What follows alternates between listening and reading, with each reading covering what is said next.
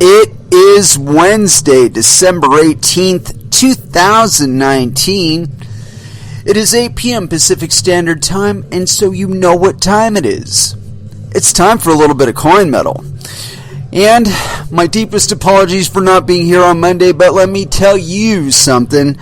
I had an awesome motherfucking time. Went and saw Static X, 20-year reunion kind of anniversary of Wisconsin Death Trip, and I was terribly impressed.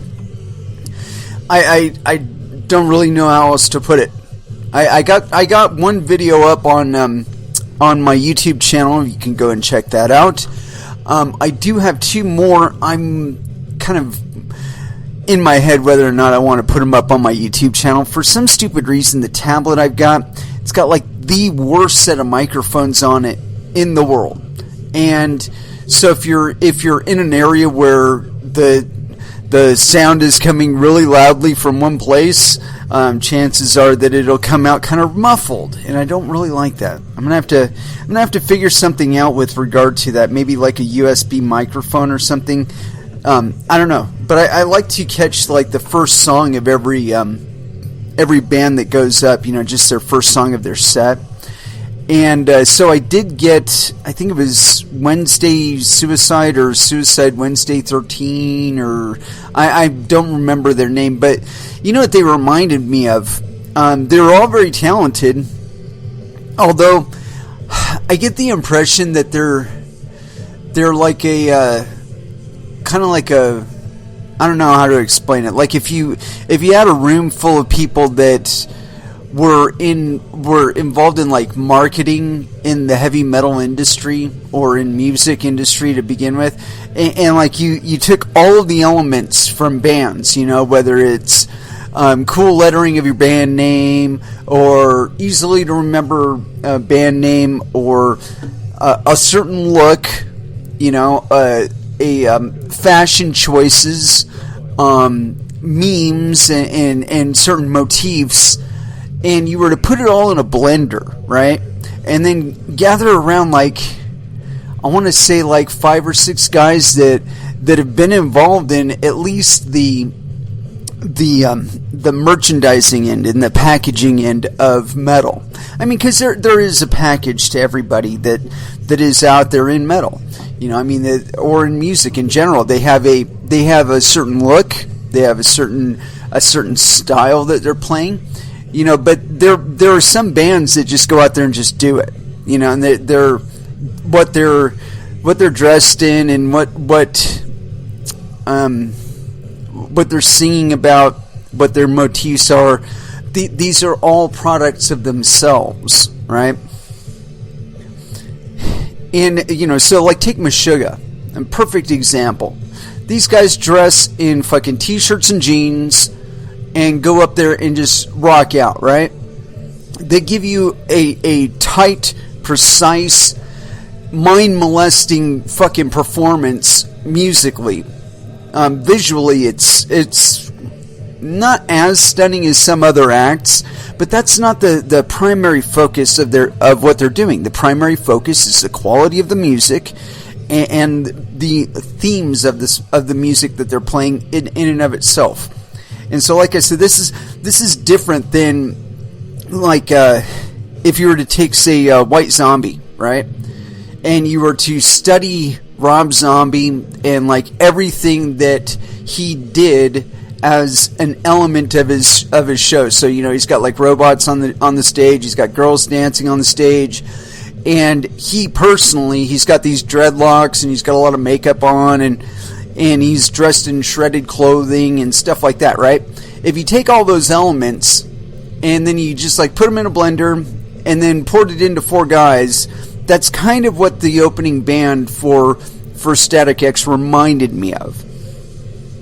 Now, you know, whether or not they're true to all of the motifs that they were dressed in and whatnot, I don't know. I don't really care. And that was the problem that I had with them. And I especially had that problem because they were all obviously very talented guys. You know, they had a sense of showmanship, right? But what they didn't have is a unified music. The music, and when I say that, I mean, like the music that they were playing, it was like, again, if I took some elements from Meshuggah, I took some elements from Faith No More, and some elements from Anthrax, and some elements from, 8 or 9 other bands that have been, top, like so Metallica and Korn and a few others, right? And I put them all in a blender and I poured them out. That's what I had with these guys. Is their look didn't match their music. Their music didn't seem much more than, like I said, it wasn't like they'd actually thought about it. It was like if they took every single verbal hook and like listed it on a page and then read it back to music. That's what the lyrics sounded like. Rock ain't dead. I mean, come on now. It's 2019. You're still playing metal, so obviously rock isn't dead. I don't need to hear it from you. Not to say it's a bad song or anything. It was cool. Got everybody shaking their fists up there and got everybody kind of warmed up. And so I mean, if that's like their sole purpose is, hey man, we're an opening band, then they did their job. But like I said, I have a problem with bands like that. I really do. And the problem is that each one of those guys has a truth, has something that when they're going along in their fucking car, right, and they're tapping their finger on their steering wheel and they don't have any music or whatever playing, that there's songs and stuff, there's music going on between their ears, whether it's lyrics that they sing or whether it's, guitar riffs or drum beats or whatever. There are these things inside of them that are intrinsic to who they are as individuals, right? And like I said, quality level, all of these guys were on par. The lead singer is very, very good. The guitarist, very, very good. He's trying way too hard to look in like Nuno. But point being that, or that guy from Limp Bizkit, I can't remember his name, but the guy who was on guitar, he was following the memes of, you're part Nuno and then you're part this guy from Limp Bizkit. And I'm not sure whether they're the same guy or not. I don't think they are, but the point being that they were just little bits of, what a guitarist looked like, all cobbled together, and then this guy, right? Now, like I said, I believe that the person that I was watching was way better than they were giving him the opportunity to be up there on that stage playing that particular music. It's like they were singing songs that, somebody had told them, this is the lineup you guys should play, or this is the lineup you're going to play. Not these are the songs that we sat and wrote, and then we chose the lineup of how we... No, it was like they were a contrivance of a band, I should say. That's really how it felt. And this isn't any hit on them. I mean, apparently they've done like 5 albums together, some shit like that. And supposedly they're coming out with a new one. So like I said, this isn't really a hit on them, but it's something that I've noticed about metal in particular, I guess, because I listen to it, and I'm sure it's endemic in all other genres and whatnot. But there's just some people out there that they aren't creative enough, I guess, or they're too easily swayed to the mentality of other people, with regard to, where they should be making compromises on their music and stuff. And I mean, that's absolutely necessary if you're in a band, and certainly if you're making a career out of it. However, there's certain aspects of your art I feel like you should never make skimping on. And if you are being constantly put in a position where you're having to compromise and you're having to like dial down the quality and whatnot so that you don't make everybody else look bad, then you need to go and find a better fucking band to play with. It doesn't matter if you got, good chemistry with one of the guys in the band, or maybe one of them is your fucking pot hookup or something like that. You can find better players to play with. It's like jiu-jitsu, that There's always somebody out there who's better than you. It doesn't matter how good you are. There's always somebody better. So, if you're in that experience, you're wanting to make it in music, and the people that you're currently involved with are doing nothing but stifling the music that's playing between your own ears, then you need to get the fuck out of there. You need to find somewhere else. You need to find someone else to play with, somebody who honors who you are, and somebody who values your creativity and enjoys that sound that's going on between your ears. Because I guarantee you there is somebody out there. There are other people out there who can sync up with you. I mean, look at like Mike Patton. I mean, really, do you think anybody on earth could play with fucking Mike Patton?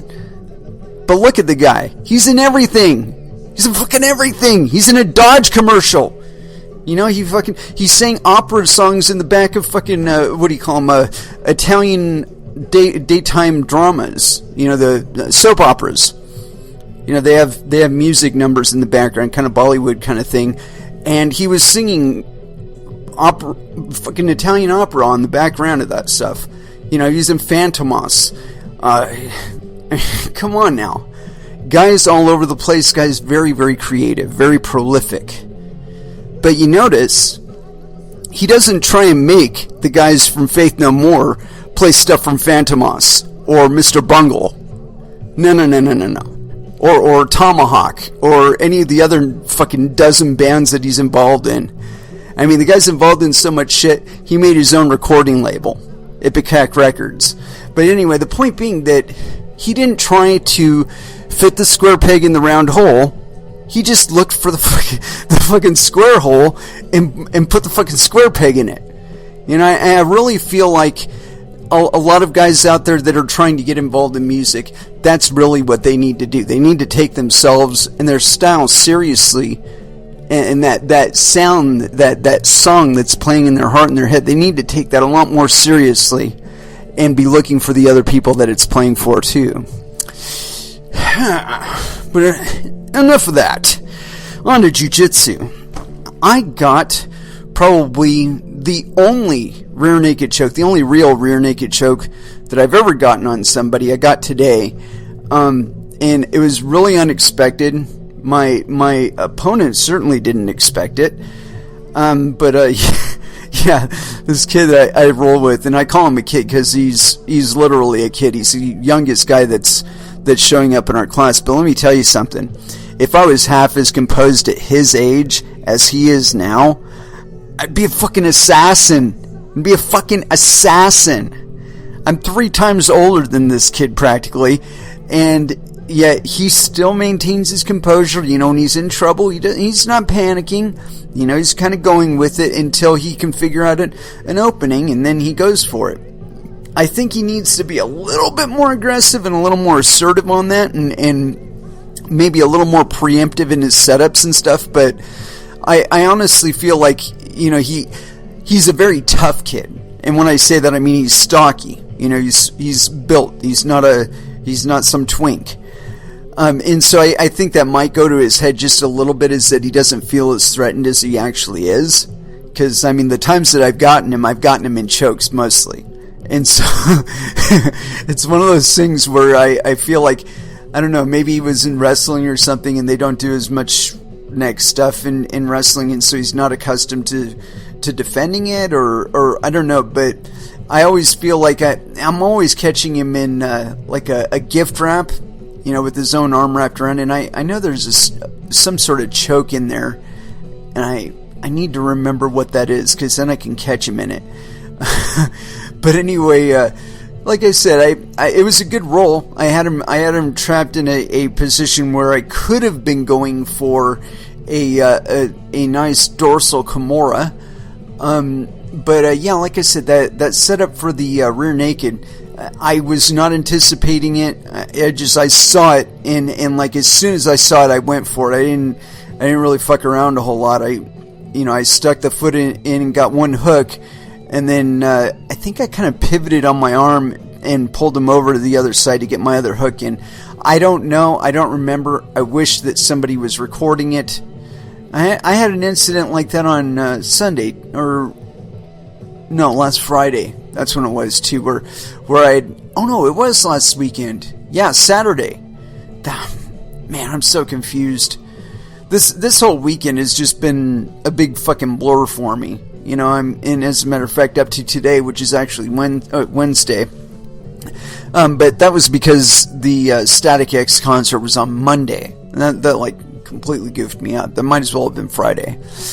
But anyway, like I said, it was really good. On Saturday, we had this gentleman in for a seminar. It's James something, and I can't remember his last name. But anyway, he was very, very good, and he was showing us some stuff from the saddle. And I don't know if you guys remember or not. I've talked about the Monday class that I've been doing with one of the other guys in my school, and one of the things that we'd been working on for the previous 2 weeks had been saddle, operating from the saddle, setting up the leg grabs so that you can get like a heel hook or an ankle lock. And he was showing the same thing for a setup for an ankle lock. And I'm sorry, it was a setup for the heel hook. But the point being that we were doing the same thing with him, with 2 exceptions. See, we were having some issues on the entry. He gave us a positive entry for it, where you pretty much, you end up in a position to do that about like 70% of the time. He gave us an entry for it, and there was one part of that particular setup where you've got your opponent down, you're coming up on them, and you've got to gather up the second leg. You got the first leg across your thighs, and so you got to gather up the second leg to finish up the setup. And acquiring that second leg was where we were kind of stumbling, and I don't know why. Maybe one of the guys had forgotten what they saw on a YouTube video or something like that. I don't know. Anyway, he gave us the setup for that too, where you bring your other leg up really tight behind their thighs and then reach over and grab it and then pull it up onto yourself and then go for that good old ankle hook. So yeah, it was very exciting. But what made me kind of break off onto that was I caught an armbar, and it was like the greatest armbar setup I've ever done. It was very stealthy, and he did not know until it was way too late to do anything about it. And I wish somebody was recording it. I need to start doing that. I need to start bringing in a GoPro, putting it in a corner to where it will capture like 100% of the activity in the room, and just train with it there. Although then again, I'll probably get all self-conscious about it and get distracted and choked out. Anyway, let's go ahead and throw down with some music. And, I don't know, let's go ahead and start it off with a little bit of Static X, because that's who I saw on Monday. And I want to do it. And, they didn't play a couple of songs. I mean, they played the whole thing of Wisconsin Death Trip, and that was fucking awesome. But there were a couple songs that I would have really liked to have heard, and here's one of them, Cannibal, First Dance, here on Coin Metal.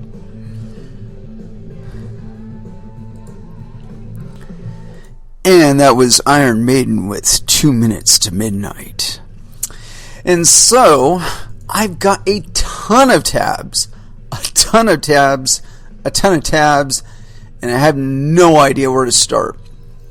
Right, because, I actually had kind of a storyline set up here, but I don't know, I accumulate tabs, and, it's just how it is. I was thinking about talking about, what do you call it, Hex, but I don't know, I think that was pretty obvious that that was kind of goofy, and chances of it being a big old scam coin pretty high. I'm not calling Richard a scammer yet, but I've seen a lot of things in crypto, and anything that claims to have any kind of appreciation, that's kind of a big indicator that there's something not right. But that's just my own opinions, and I'm gonna I'm gonna let it all play out. Let it see what happens. I'm not one to FUD. I think things are gonna happen, and we're just gonna deal with it as it happens. It's not like we actually have any choice in the matter. But anyway, let's see here. I'm just trying to get my cogent thoughts here. No. Breaking on social constructs, that's a good one. But I had a whole bunch of, what do you call them? PDFs. We covered that one. Credit Suisse, AMD. Might get into that one. No, not going to get into that. Yeah, we may actually get into Hex. I found one big old article that I had been kind of storing about that. But I don't know. Here we go. We're going to start with this one because I think this is the big kind of domino thing.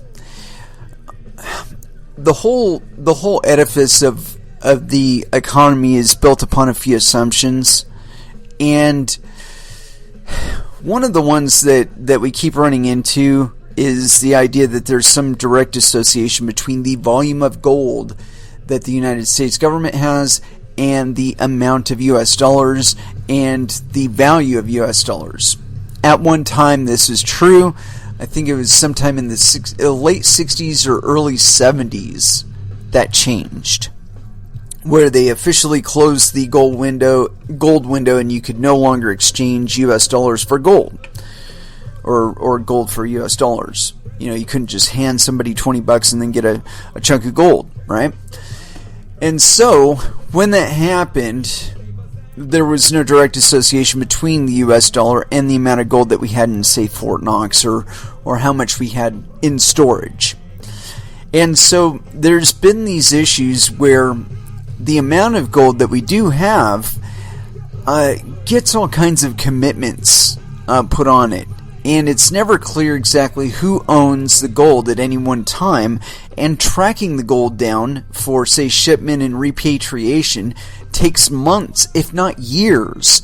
I don't know if they've been fulfilled on their gold or not, but at one point, the German government said, America, we'd like our 9,000 pounds of gold back. And America said, sure, we'll give you half in 9 years. What? No, I want my fucking gold now. That's the, where's my money, bitch? That's the kind of feeling I get if somebody were to say that to me. No, give me my fucking gold, or I'll be delivering some fucking lead. That's the kind of sensation I would get if I were told that about my gold. So anyway, it's kind of in doubt, who has gold and how much they have and in whose hands it is, and who owns the gold in somebody else's hands. Because like I said, there's a lot of commitments. There's a lot more paper gold out there than there is physical gold to fulfill on orders. And it's only the fact that it is so heavy and it is so hard to transport that people depend on that, they overcommit it, right? It's like, you're not really going to check, dude. You're not really going to go to fucking Switzerland, get the gold in your hot little hands, and then bring it on the way back here. You're not going to do it. You're going to wait for me to deliver it to you. And that's going to happen on my schedule. And in the meantime, I'm going to have a little bit of lag factor there that I'm going to be able to accumulate the gold, or the value of the gold goes up or something, and I just deliver you the cash value of the gold and you be happy, or something to that effect. Anyway, so this is on zerohedge.com. U.S. official gold reserves auditor caught lying.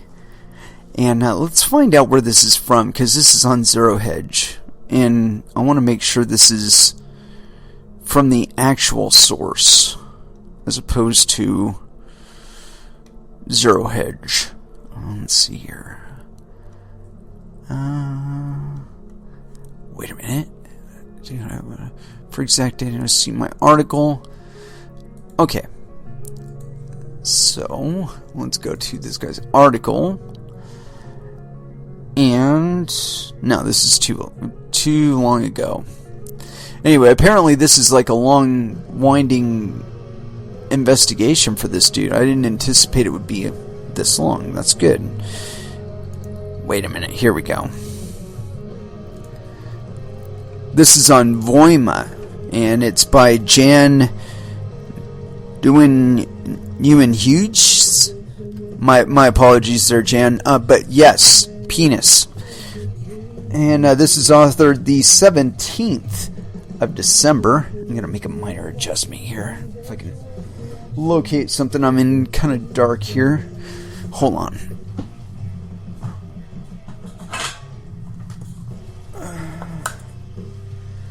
Little illumination there. There we go. Alright.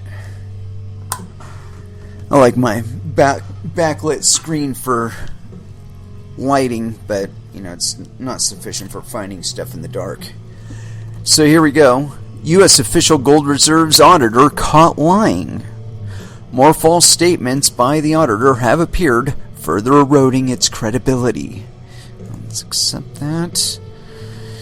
In my previous post from March 2018 on the audits of U.S. official gold reserves, I have exposed that during the audit procedures of the U.S. official gold reserves from 1974 through 2008, repeatedly audit staff deviated from the auditing protocol, while internal control meant to prevent this was failing. Many audits and assay reports have been destroyed. For decades, a significant share of the metal was excluded from verifications for no apparent reason, and the U.S. government went to great lengths in withholding information and spreading false information about the audits, among other findings and documents obtained through Freedom of Information Act requests. All in all, these findings made me question the integrity of the auditor. Oh my God, that is so bad. After my last publication, I have obtained more documents from the US Treasury through FOIA requests, which expose another falsehood that puts the auditor in an even more peculiar position. In conflict with the audit protocol, the permanent seals of the vault compartments have been broken time and again. In addition, the auditor has lied about these events, and when confronted, it's unable to explain its actions. By now, I have lost faith in the auditor fully. Prologue. It's been a very long investigative journey that has led me to make bold statements, such as the ones above, about the auditor of the world's largest gold holding. I wouldn't claim anything of this magnitude if I didn't thoroughly do my homework and research every single possibility that could have caused the auditor to have accidentally spread inaccurate material, including asking the auditor for an explanation. If any of their statements appear to be false, surely they would be able to explain what I am missing. The head auditor said during a congressional hearing in 2011, "Transparency is our business." Who would disagree? The U.S. official gold reserves, weighing over 8,000 metric tons, deserve nothing less than an accurate audit. My journey started in 2014 when I first discovered, in contrast to what I was accustomed to reading on blogs and in newspapers, that the U.S. official gold reserves are audited every year. I published an article on my discoveries titled A First Glance at U.S. Official Gold Reserve Audits, which was basically a summary of all publicly available documents about the audits. Logically, these documents present a narrative that looks to be credible at the surface, but I found some questions left unanswered and wrote in my article, quote, "This post will be part 1 of a series." Little did I know that I got myself into. Given the importance of the subject, I intended to submit FOIA requests at the U.S. government in an open-minded attempt to have my concerns removed. Since 2014, I have been prosecuting the U.S. government. I have emailed staff of all related institutions, the US Treasury, the Office of Inspector General of the Treasury, the US Mint, the National Archives that were initially replied, but, as I got closer to the details, ceased altogether. I have submitted several dozen FOIA requests to all related institutions, some of which were honored, some not. In search of answers, I repeatedly called the Inspector General. In one of those calls, my contact simply hung up while I was talking. This incident is emblematic of this whole investigation. On one occasion, the Mint wrote me a specific FOIA request would cost $3,145 based on an estimate of 1,200 pages of responsive documentation and the duplication costs associated with the requested documents. This estimate also includes 40 hours of estimated research time and 8 hours of estimated review time. The cost seemed outrageous to me, but I got financed through a crowdfunding campaign and paid the Mint. A few months later, I received 223 redacted pages that contained 68 pages of reports I didn't ask for and 21 pages that were copied twice. Effectively, I got 134 pages for $3,145. After some pressure put on the Mint, they agreed the costs had been estimated too high, and I got the full amount refunded. And I ordered my crowdfunding platform to refund all of my donors. The barrier of the cost was used to keep me at bay, to no avail. Instead, I got some essential pages in my possession. In total, I have written 9 articles to inform my audience about the developments. 1, 2, 3, 4, 5, 6, 7, 8, 9. After the last one, which was a comprehensive overview of every piece of information I had found, published on March 28, 2018 at the Bullion Star website, a reply to another FOIA request came into my mailbox. I received a document that irrefutable reveals a lie by the auditor. Today's article is about this falsehood and numerous other false statements by the auditor that all have one thing in common. They hide the fact that most vault compartments have been reopened multiple times after being put under permanent seals, which were meant to prevent reopening of the doors. Upon request, the auditor provided me one argument for these actions, quote, the quote reopening of compartments. Alas, the argument is in conflict with another statement by them made under oath, so the auditor still stands as unable to answer a critical question. Unfortunately, and contrary to how it could have been done, the entire audit process from 1974 until 2008 is extremely complicated. The account below is simplified. I can't discuss every detail in every article, but for the ones that want to know the details, I have added external sources, in parentheses with hyperlinks, which can be used to cross-check any of my statements. Also, you can read my previous posts, and if anything is still unclear, I invite anyone to ask me to expand on my conclusions in the comments section below this article. I'm willing to substantiate my findings, as one should when making bold claims. Let's start with some background information, and then we will discuss the heart of the matter. Let me readjust here.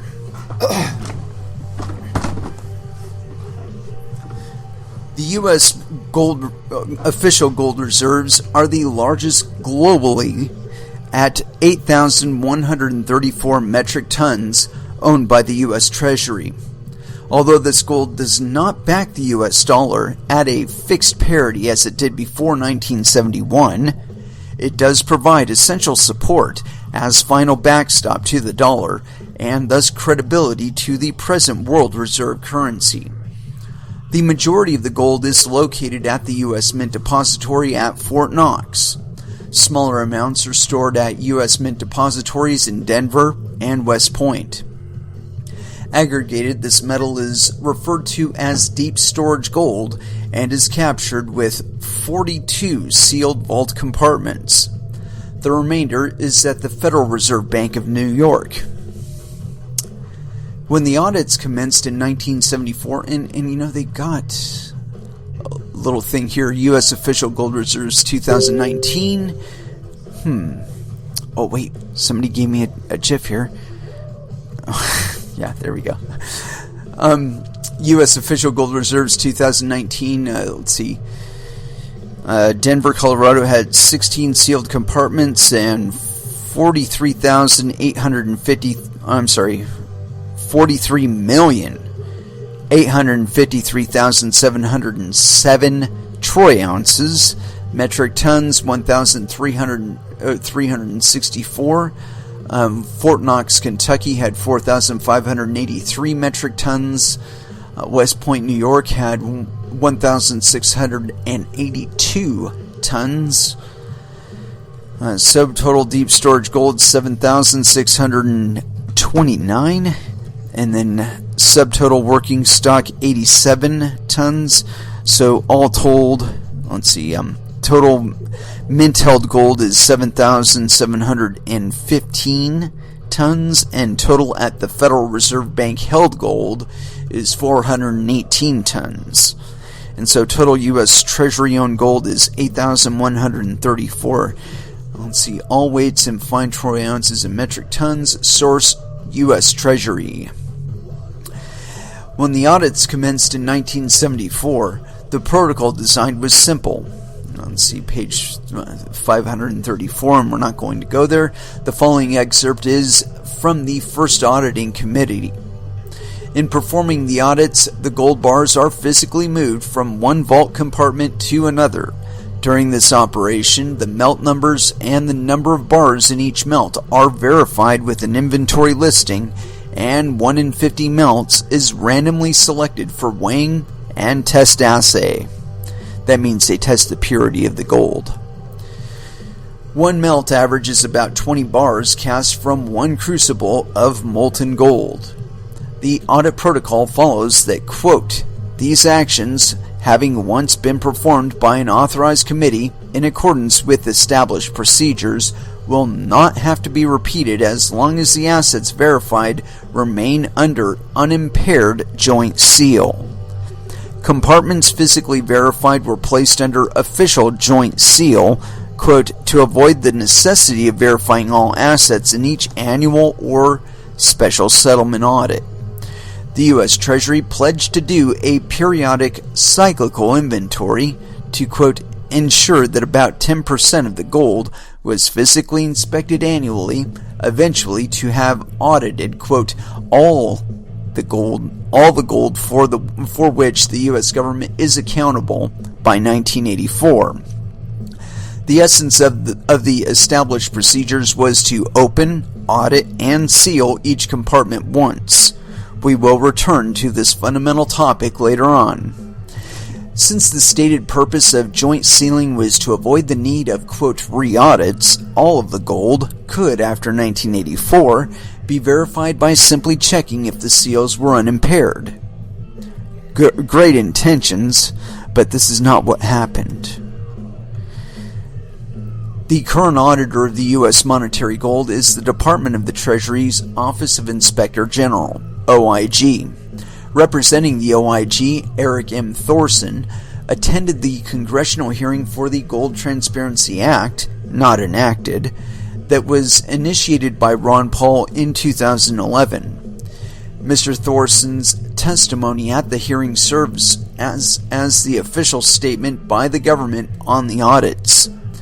Having weighed his words carefully, Thorson spoke under oath, quote, 100% of the U.S. government's gold reserves in the custody of the Mint has been inventoried and audited.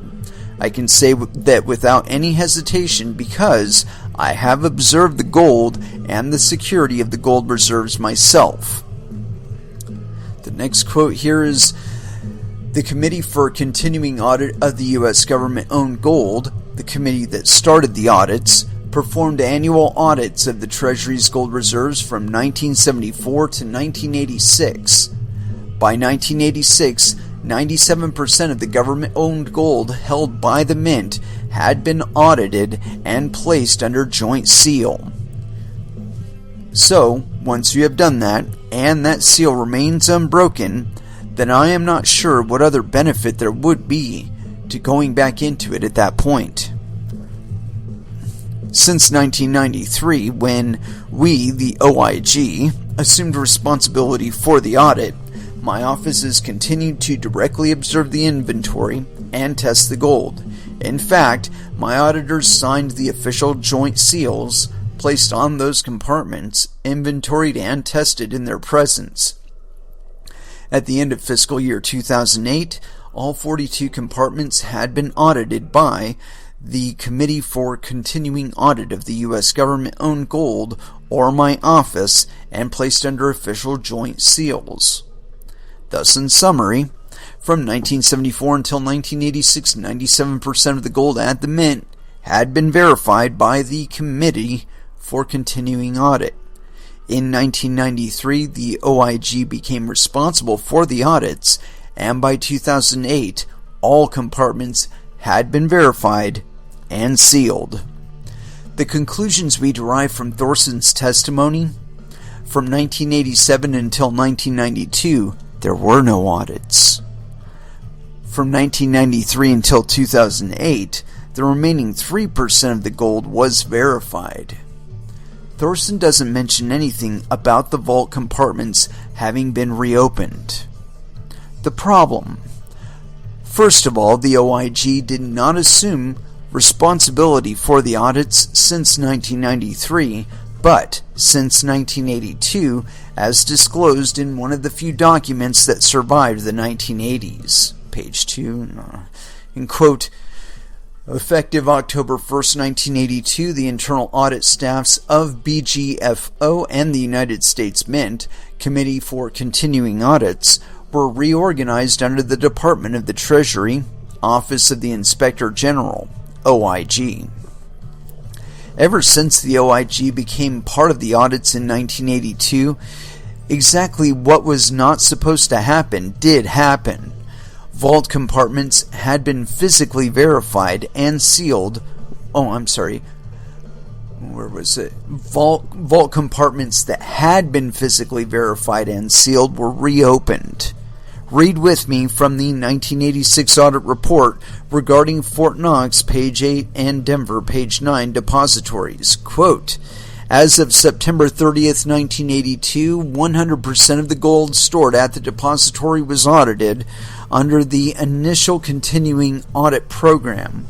Between July 1983 and July 1985, the gold was audited in accordance with the plan approved by the Treasurer as follows.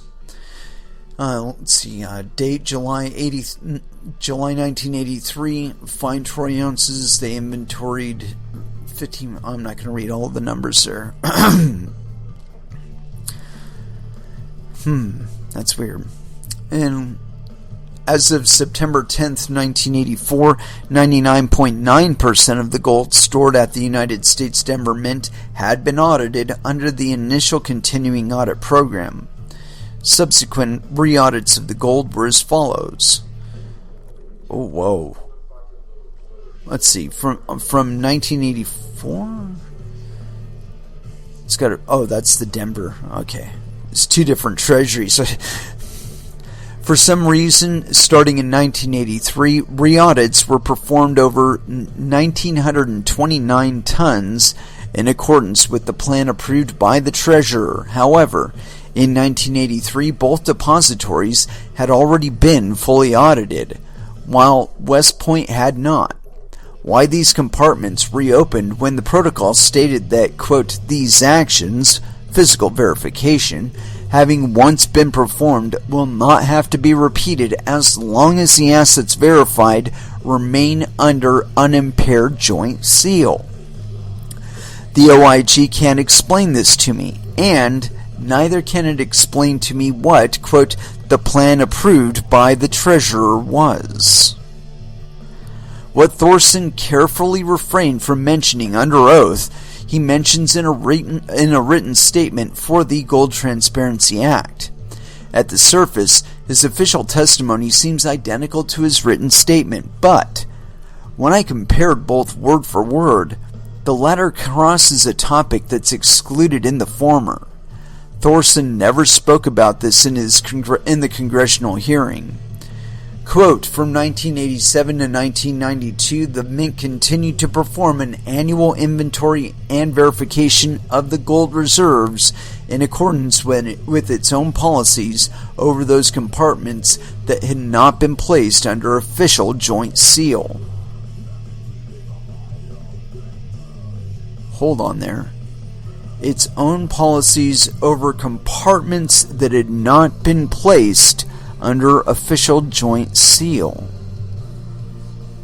That to me says there were compartments that we weren't talking about originally, aside from the going on. Note from the quote above, we learn that the U.S. Mint, mind you, the custodian of the gold, audited the U.S. monetary gold, quote, in accordance with its own policies from 1987 through 1992. This is arguably like a bank opening its customer safety deposit boxes. According to universal auditing principles, a custodian is not authorized to audit its client's assets. An independent entity should audit the custodial gold. This might explain why Thorson failed to mention this in the congressional hearing. Wow, I wonder if he even picked up on that other thing. Note that Thorson writes that the Mint exclusively opened, quote, those compartments that had not been placed under official joint seal. This is false, and I can prove it.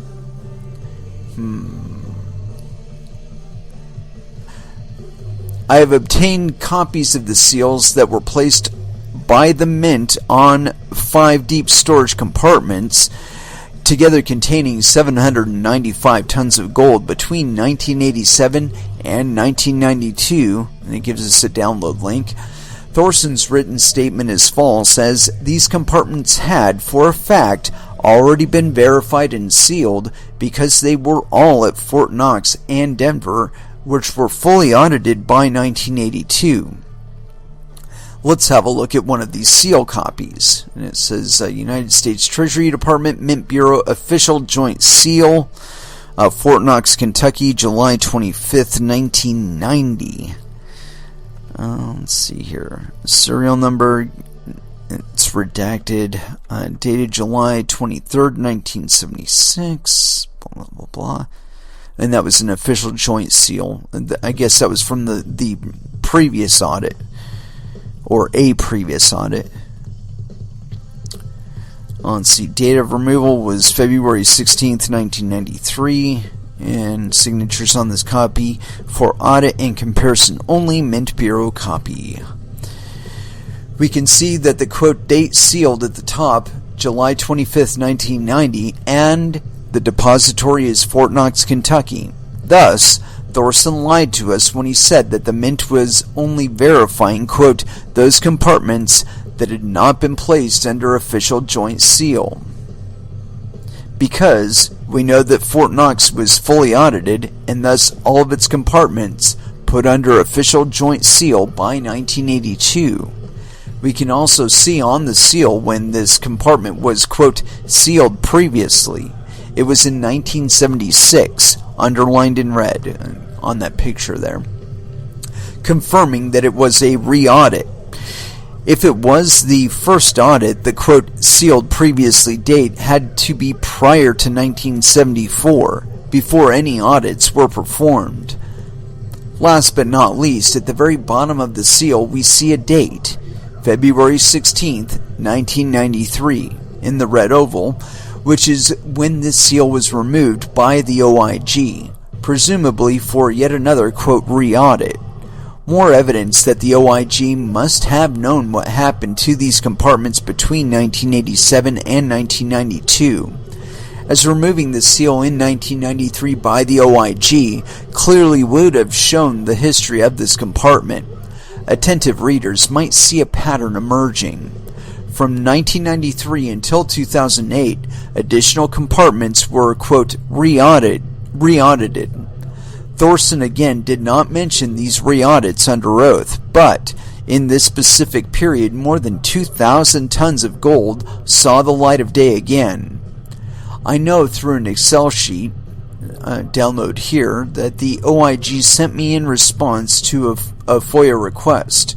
When I asked the OIG for confirmation on how much they audited since 1993, they replied, quote, since 1993 we observed the counting of 246,203 bars, which equates to 81,638,569 FTOs, or 2,539 tons. When I asked my contact at the OIG why thousands of tons had, quote, been re-audited in periods from 1983 until 2008, he replied, Mr. Nieuwenhuijs, the position of the Treasury OIG with respect to the government-owned gold is set forth in our annual audit reports and this testimony from 2011.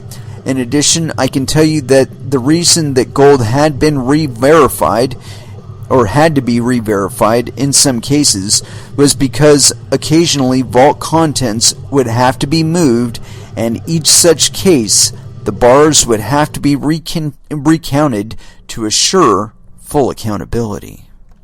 Unfortunately, the OIG stopped responding to my emails by late 2016. Everything had to be submitted through FOIA requests, I was told, which made my investigation take a few years extra. Notice that the OIG doesn't mention, quote, the plan approved by the Treasurer, which at least could have explained the, quote, re-audits from 1983 until 1986. An explanation of why so many compartments had to be re-verified in some cases was because occasionally vault contents would have to be moved. However, this argument makes no sense. It is true that since 1974, when the audit started, gold has been moved. Roughly 1,900 tons were moved from the New York Assay Office to West Point, but this movement occurred in 1982 before any re-audits began. There have been no other substantial movements of gold. Read the chapter problem 11, which we may go back to, I don't know. Let's go ahead and right-click it just to do it. Additional evidence indicating there hasn't been any movement of deep storage gold comes, ironically, from Thorson. Let's go back to the congressional hearing with Paul and Thorson in 2011. After Thorson's testimony, a Q&A follows wherein Paul asks Thorson about the audits from 1974 until 1986 and if it would be worthwhile to inventory and assay, quote, audit this portion of the gold. Again, Thorson replies that would be unnecessary because, quote, there is no movement. Those doors aren't opened. There is nothing there that can happen. Because once those doors are sealed, it's very obvious if those seals are ever broken. There is no movement. Those doors are not opened. A strange thing to say for Thorson, as this is exactly what he was continuously doing, reopening the compartment doors. With this statement, Thorson confirms that any compartment should never have been reopened. Not only is this what happened time and time again, but it also started precisely from the moment Thorson's department, OIG, became involved with the audits in 1983. In trying to think of any legitimate reason why compartments had been reopened ever, I decided to submit a FOIA request for the audit protocols that prevailed after 1992. Maybe the audit approach had changed. If the OIG can't explain it to me, maybe I can find the answers in some documents. What if I'm still missing something?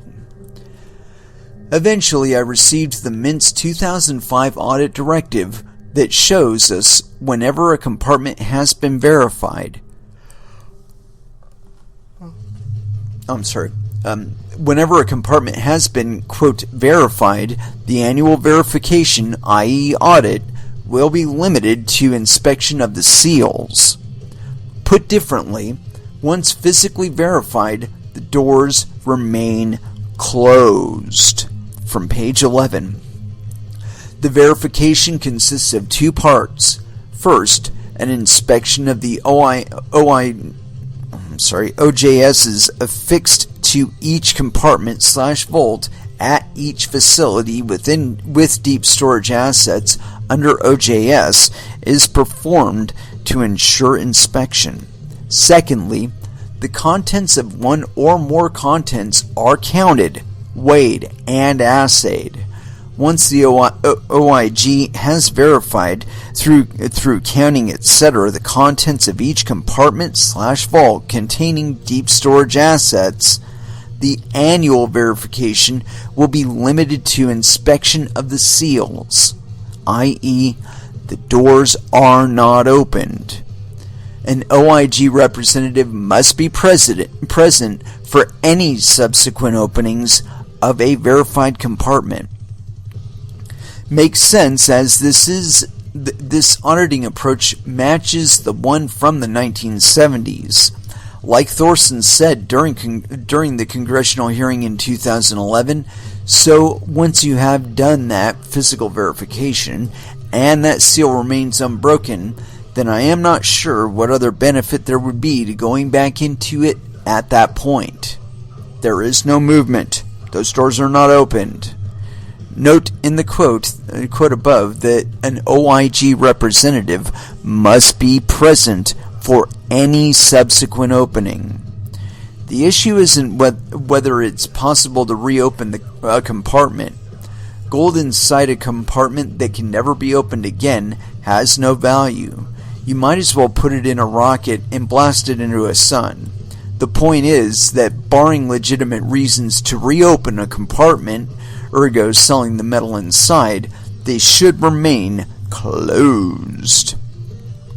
Conclusion. Altogether, the vast majority of deep storage vault compartments have been reopened for dubious reasons.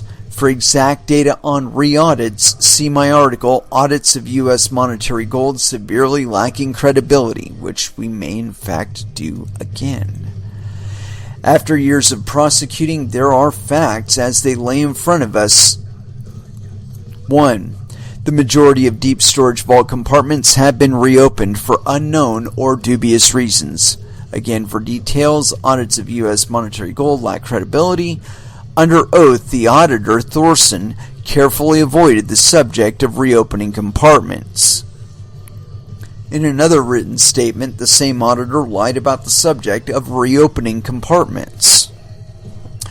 When this auditor was asked for an explanation regarding the reopening of compartments, it could only muster an unfitting one.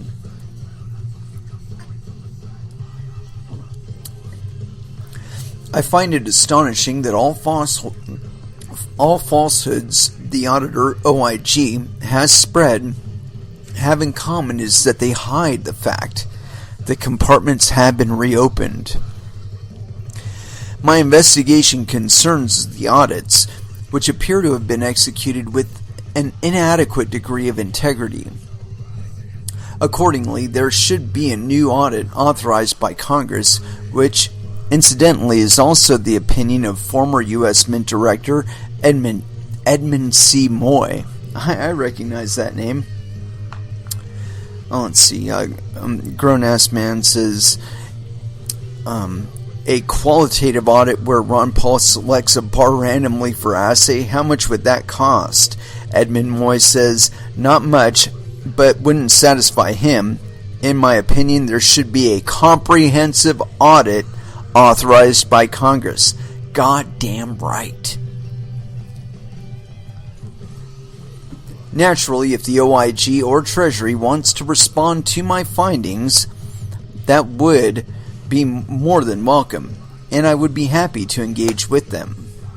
Notes: the original document states 1975, but for the sake of simplicity, I have changed it to 1974. Officially, the Committee for Continuing Audit of the U.S. government-owned gold started in 1975, but because they accepted the audit performed in 1974 in their program, effectively their program started in 1974. Let's see here. The original document states 1986, but to improve the readability of the post, I changed it to 1987. An overview of the audits from 1993, blah, blah, blah, were re-audited. From 1987 to 1982, 796 tons were re-audited. From 1993 until 2008, 2,296 tons were re-audited. By 1986, only 243 tons at West Point were not audited. According to the OIG, from 1993 until 2008, 2,539 tons were audited. 2,539 minus 243 is 2,296, which is the amount re-audited from 1993 until 2008. Altogether, from 1983 until 2008, 5,021 tons have been re-audited for unclear reasons. Oh, there's comments! Woohoo! James Hansen says, watching a video of Thorson's testimony and then assessing the significance of this article is earth-shattering. The U.S. Congress should be holding an emergency session this minute to investigate this matter immediately in regards to U.S. citizens' gold. If the IMF gold is held as collateral where a redemption of gold certificates is given consideration in cash rather than gold, one must question if we have any gold at all. It certainly took time for Germany to get a portion of their physical gold redeemed. Without any independent audits, we have no way of knowing if the bankers have made off with the citizens' gold. The excellent documentation in this article should warrant an immediate investigation and immediate audit of the U.S. gold reserves.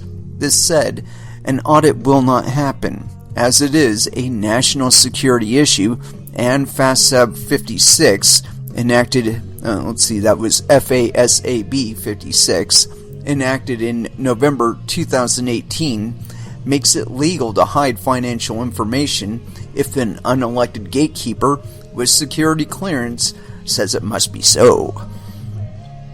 Transparency not. Transparency is just another lie to appease the careless, which are many. I agree. Esquilito says, you and Jan for all his Herculean effort are missing the forest for the trees, what you like to think of as, quote, the national gold reserves or the people's gold belongs to the Fed, whose claim is through enabling the creation of $23 trillion in debt, something impossible under the gold standard, which prevailed until a few decades ago. No one seems to recall Ron Paul's interrogating Ben Bernanke, who, when Paul asked, "Is gold money?" denied it. But when Paul asked if the Fed owned gold, the Fed counsel interrupted to say, "No, just certificates."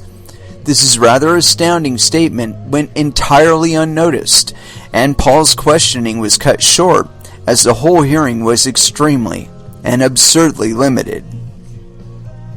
Certificates? The dollar was a gold certificate, quote, payable in gold on demand until the FDR got his mitts on it in 1933 and demanded all U.S. citizens to turn their certificates in exchange for fiat. So, how does the Fed have certificates? That's the FOIA request Jan and the rest of Americans should be asking. And it explains why no one wants to disclose anything about whatever gold is in Fort Knox or elsewhere, Goddamn right. Holy shit, Esquidita. That is the big thing right there. The Fed has certificates.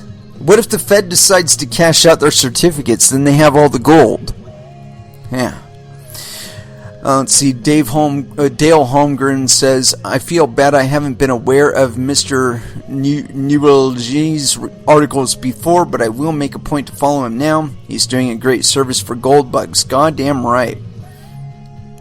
DB says, always remember the fish rots from the head down. Holy shit. Yeah. I think that's pretty much it. You know, there's a reason why people are pushing the global economy to a digital one. There's a reason for it. It's because you can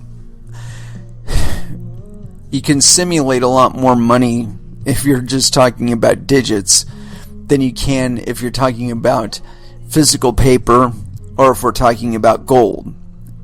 These are all abstractions of value. But see, what they represent is what changes. Okay, gold, it's physical. Okay, you can hold it in your hand. You can say, yes, this is an ounce of gold. And you say, how many cows will you give me for this ounce of gold?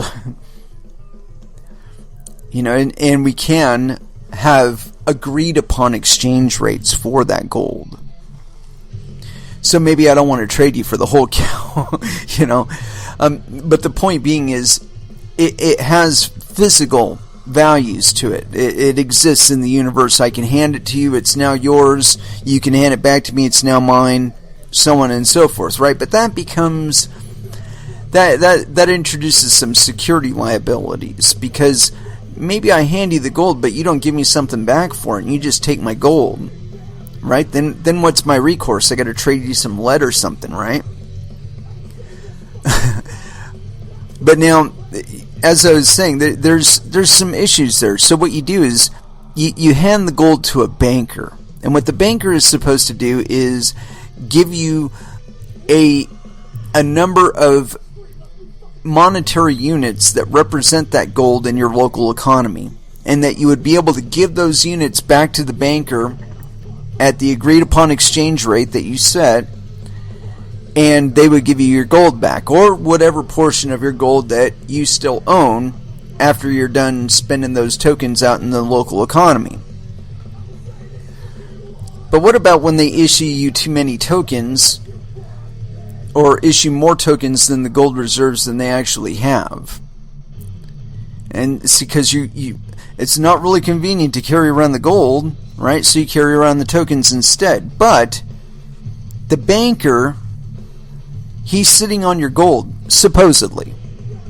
And so you're authorizing him to issue out tokens against your gold. Maybe you want to extend some credit to somebody. You know, and so you borrow against your gold, get some tokens for it, give it to your friend. Your friend pays you back the tokens, you give the tokens back to the banker, you get maybe more than you started with. More gold than you started with. You know, you're buying more gold back. That's the way it was supposed to work to begin with. But, of course, bankers issued way too many tokens, and everybody wanted their fucking gold back at once, and there became a run on the bank, and they killed the banker, and then that bullshit ended. But, you know, we got to a point where there were so many tokens out there that when people came with torches and guns and shit, it never really got to that point, because there were people in between that had gone to the bankers before then and said, look, I know you don't have enough fucking gold, so you better hook me up with some shit that I want other than my gold, or I'm going to fucking blab and I'm going to tell everybody. And of course the banker doesn't want to die, so he says, well, what do you want? And he says, well, I got this thing for little girls. And so you get people like Epstein, facilitators, who just happen to have girls that have been captured and sold into slavery and whatnot. And he says, sure, I can hook you up with girls. And then he takes pictures of that guy and he extorts him back. But that's beside the point. The point I'm getting to there is that that's how you get into those perverse markets. That's how drug markets are sustained. That's how mercenary markets are maintained. You know, assassinations and shit. Is you create the credit for it by lying to everybody and issuing a whole bunch of dollars that you don't have gold to support. But anyway, you know, if you look at it in terms of what we're doing here in crypto, though, we're at like a fourth or a fifth order abstraction of value. And so when people talk about things like, you know, securities representing Bitcoin, give me a fucking break. Bitcoin, there isn't the same limitations of gold. You can physically own it. You can have it print. You can print off a fucking paper wallet, send Bitcoin to it, and it's more secure than the gold in Fort Knox, apparently. But you know, these people are trying to drive us to this economy where we never assume ownership over our Bitcoin. We just give it to them and then get credit against that Bitcoin, and that's what we live on. That's the kind of thing they're trying to drive us to. And it's like, are you fucking kidding me? I've got a computer under me right now that could blow away a rack server circa 1995. But no, I'm limited to watching fucking YouTube videos on it and shit because you want to kick me out of the idea of mining. Give me a fucking break. Anyway, let's go ahead and throw down into some music, and we might get into some additional stuff with this, or carry on into some other stuff that I was looking at. But anyways, as far as where to go next, let's go with some Rivers of Nile, The Silent Life, here on Coin Metal.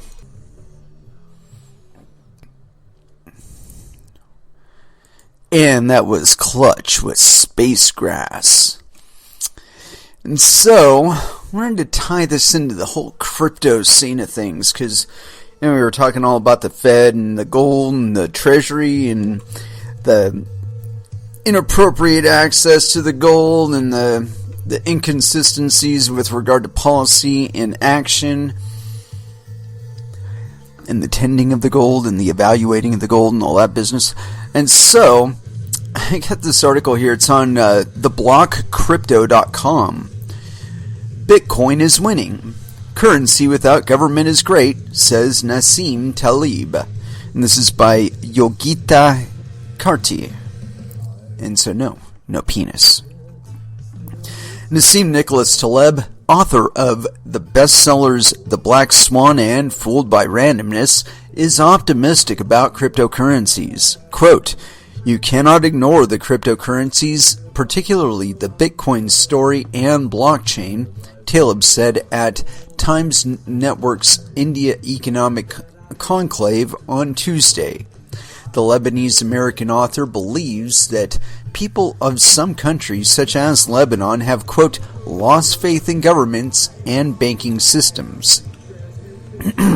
Quote, "I am realizing that Lebanon is in a situation where there is an implied currency control, but the government cannot control Bitcoin, which is a good thing because people have no trust and the ability of the central bank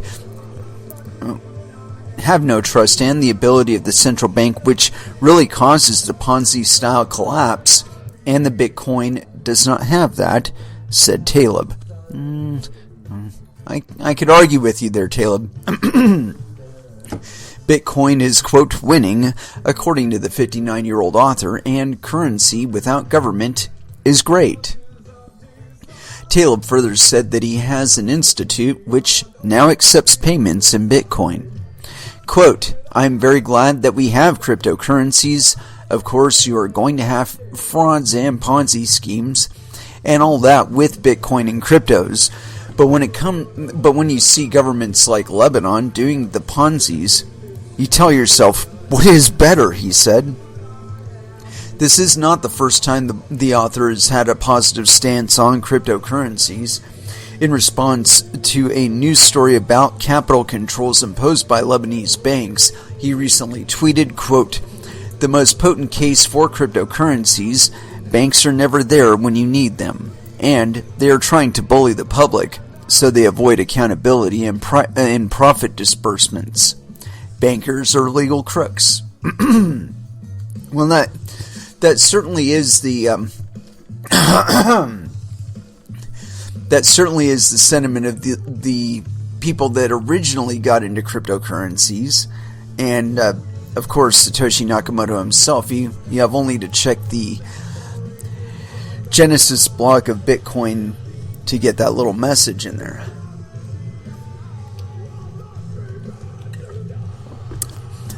But where I would argue with Taleb is that there are people out there that are kind of diluting the price of Bitcoin. And on the Bitcoin side of things, you have entities like Bakkt, which is run by the New York Stock Exchange. Or is it the guys from Dow? It's ICE is the company that owns them. But anyway, the point being that they say they do their cash outs in actual Bitcoin, but I have yet to see any kind of evidence to indicate that they're doing a high number of those payouts. So the likelihood that they're floating on reserves is there. You know, that they're claiming that they have more Bitcoin than they actually have, and that they don't actually intend to pay out the Bitcoin, and they expect most people to continue to keep their reserves solely with them. See, this is a stupid assumption.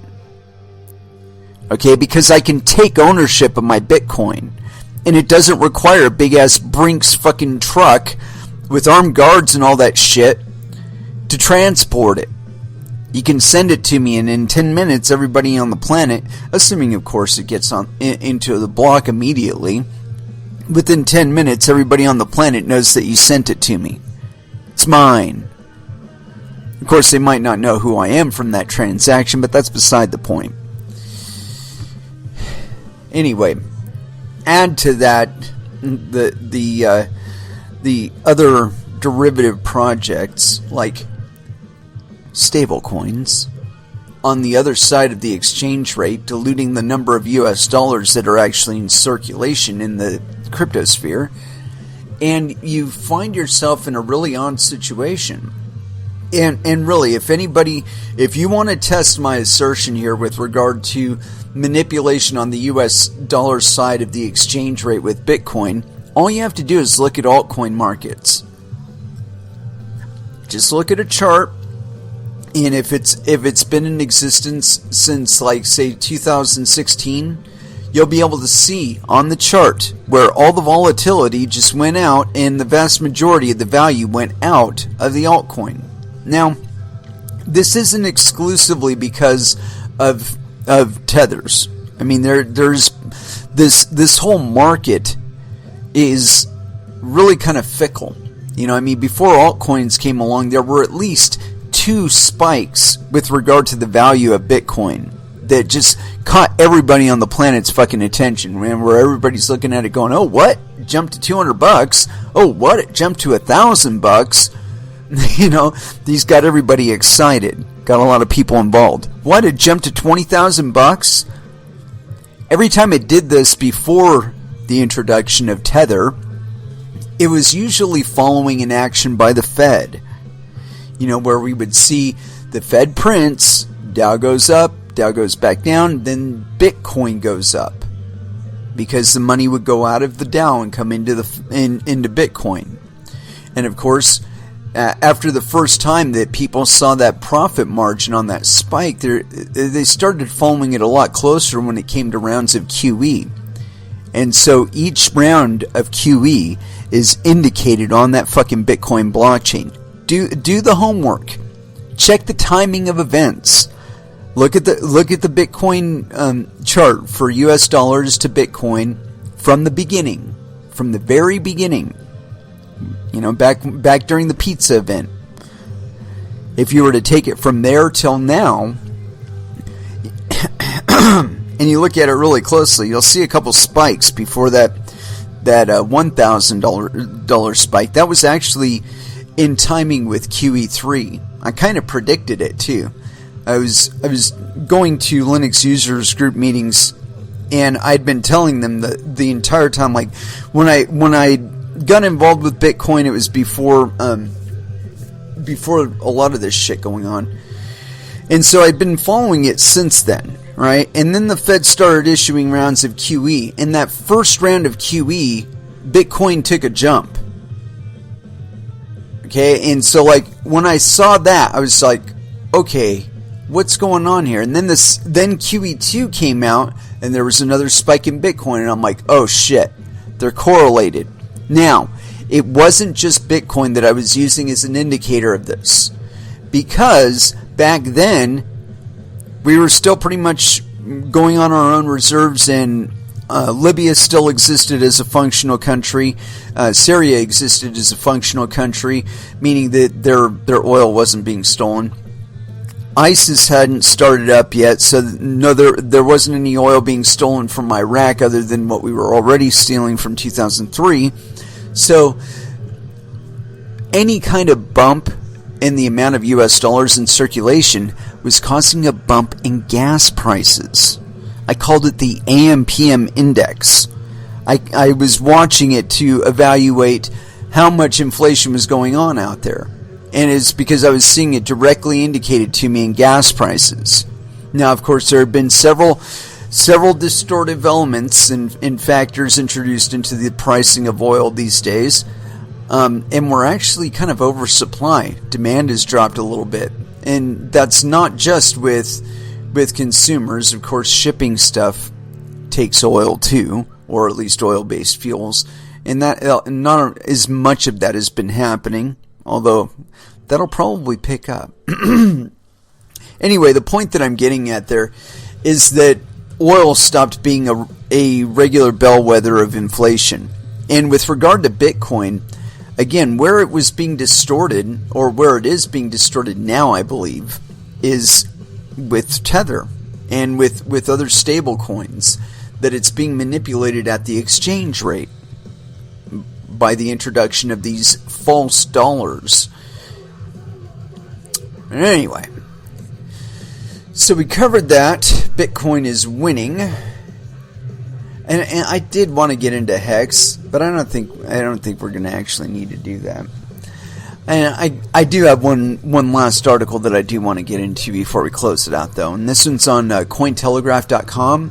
And it's by William Suberg. It was authored approximately, let's go ahead and refresh it so we get an exact date, approximately 19 hours ago. But yes, penis. US Fed official says 50% of Bitcoin transactions associated with illegal activity. Yeah, whatever. A member of the United States Federal Reserve's Board of Governors appears to believe that 1 in 4 people who use Bitcoin are criminals. Lael Brainerd highlighted the perceived risks still posed by cryptocurrencies in remarks delivered today in Frankfurt, Germany, in which we're going to right-click on that. Brainerd was speaking as part of a panel honoring Benoît Cœur, a member of the Executive Board of the European Central Bank, ECB.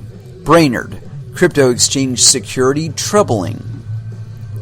Specifically selected for the panel, which formed part of the Monetary Policy, the Challenges Ahead event in Frankfurt, Germany, was illicit activity involving Bitcoin. According to Brainerd, who cited an academic study from earlier this year, Bitcoin still contains a significant malicious user base. Quote, only a third of the most popular exchanges require ID verification and proof of address to make a deposit or withdrawal. Wow, I need to know where the other 2/3 are. This is troubling since a number of studies conclude that cryptocurrencies support a significant amount of illicit activity, she told the audience. Continuing, Brainerd added that as much as 50% of all Bitcoin transactions were in some way conducted against the law. Quote, one study estimated that more than a quarter of Bitcoin users and roughly half of Bitcoin transactions, for example, are associated with illegal activity. Calculating the incalculable. The admonishing tone of this speech adds to the sea of misconceptions over Bitcoin's real-world usage. As Cointelegraph reported, studies into transactions regularly produce opposing conclusions. Others suggest that lack of anonymity means genuine criminals still prefer cash. Further difficulties lie in stating exactly how many people use Bitcoin, as a user can control an infinite number of addresses. The speech comes ahead of sweeping new cryptocurrency regulations coming into force in the European Union. For its part, Curie has remained highly critical of Bitcoin in particular, previously describing it as the evil spawn of the financial crisis. No, it was the appropriate market response to the crisis. These people really sadden me because, the fact of the matter is if there is anybody whose opinion is kind of not really all that valuable in this conversation, it's somebody at the Fed. And the reason being is somebody like this in this position is a direct competitor with Bitcoin. That's right. When we're talking about Bitcoin, we're not talking about a store of US dollars. Okay? We're talking about something that is a completely separate monetary unit from anything that's going on the banking side of things. And because of that, because it's completely separate, the Federal Reserve doesn't have any control over it. But they do have control of how many US dollars are in circulation. And so they have kind of like I said, they have a competing interest against Bitcoin and other cryptocurrencies. Because if you start using Bitcoin to pay for things, that's a vote of no confidence in US dollars or other fiat currencies. See, you have to evaluate currencies as containers of monetary value. Now, what you can do with those containers, whether you can spend them for goods and services, whether they're solely a element of transferring money from one person to another, or some sort of gambling chip or something to that effect. These are all conditions that are placed upon various cryptocurrencies. Some are valuated outside their systems, and some are not. Okay.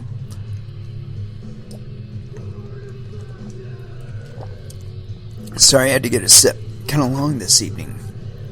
But anyway, as I was saying, they're all containers, and they all have different attributes and different conditions applied to them.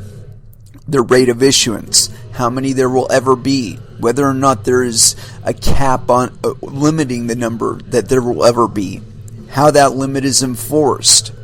These are all different on every single cryptocurrency out there. And it is up to you to do your homework to evaluate which ones work best for you.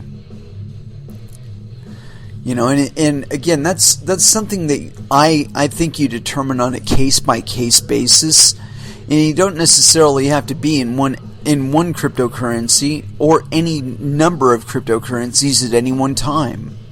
You can have some of your money in US dollars, and then some of your money in Bitcoin, and some of your money in Ethereum, or Bitcoin Cash, or Verge, or Litecoin, or Monero, or any number of other cryptocurrencies out there.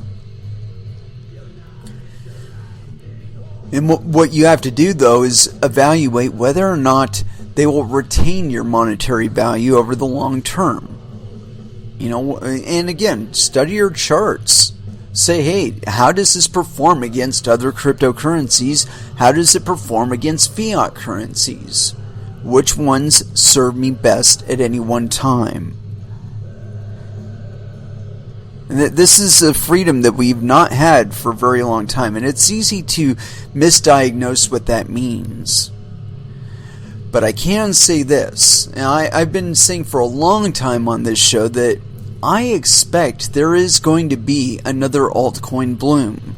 And what an altcoin bloom is when a number of people discover cryptocurrencies, discover Bitcoin, try to use Bitcoin as it was described in the white paper, find out that that's either too difficult or too expensive, look around and see if there are other options that fit the bill, discover altcoins, find that they can't trust any of them out there, or that they think that they can bring something new to the cryptosphere with their own project.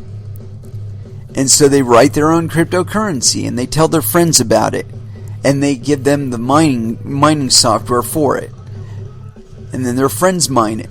And next thing you know, it goes onto an exchange. This is called an alt bloom. When a significant number of people do this. And see, I'm expecting, we talked about the very basis for the US dollar, which is the global reserve currency at this moment. But we were talking about the base for it, the gold base for it. There is a loose association with it, right? And how there's a possibility that either A, the gold isn't there, B, the gold that is there isn't really gold. It could have some percentage of adulterants in it, or there simply isn't as much gold as they say there is. And so all three of these possibilities, and there's every indication that they are possibilities. It's kind of one of those things that you're evaluating. You're trying to decide whether or not, hey, should I transact my Bitcoin on-chain or off-chain? Well, what is the off-chain limitations and what are the on-chain limitations? Same thing with this gold. It's like, do I trust the US dollar? I mean, maybe they have the gold or maybe they don't have the gold. But I know this.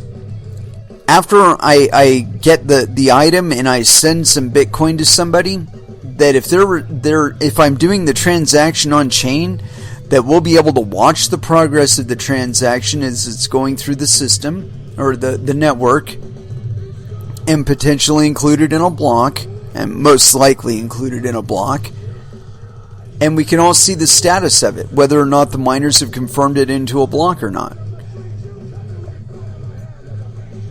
That's what transparency means. You can't do that with gold. You can't do that with US dollars. You can't even do it with Tether. I mean, talk about an entity that actually needs an audit, the likes of which we just talked about with the gold and US Treasury. I think that it's about time that the cryptosphere starts looking at Tether with a keener eye and really asking themselves whether or not they think that Tether has the money. I don't think they do. Yeah, but we are coming to a close. We will be back again on Wednesday.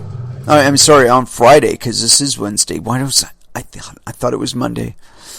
We will be back again on Friday at 8 p.m. Pacific Standard Time. And so until then, I want y'all to trade safe. Do your homework. And watch out for your own bunghole, because nobody else is going to do it for you. And as far as our last dance is concerned, I haven't even picked anything out, man. I mean, I've got a few minutes here, so we can take our time. But really, you ought to look into this stuff. I mean, this is stuff that impacts you in ways that we haven't seen since the last depression. And while I don't expect that whatever transition happens will take as long, I don't think it's going to be as clean as a lot of people envision. I think those of us who have already started to participate in cryptocurrencies are probably going to be a little ahead of the curve, and we'll probably be showing people the exits. But I don't think the market as it will develop is finished developing. And I think that a lot of the things that we assume will be the same, or we assume will be true of this market, simply won't hold weight. I don't believe we're going to be trading on coin states or asset states. The state of an asset at any one time, who owns it, whatever. I don't think we're going to be trading on that shit. I don't think we're going to be trading on abstractions of abstractions. I think we're going to be trading actual cryptocurrencies that we mined. But that's just my vision. And it is with that I'd like to close this one out. Thank you very much for listening. As far as our last dance is concerned, let's see here. We've got about 5 or 6 minutes left, so we can fit in a good one. And that's assuming, of course, that I don't suck up a moment or two in the meantime trying to find it. I think that's a good one. Let's go ahead and go for it. Exodus, Corruption, Last Dance, here on Coin Metal. Thank you again for listening, and y'all have an excellent evening. Good night.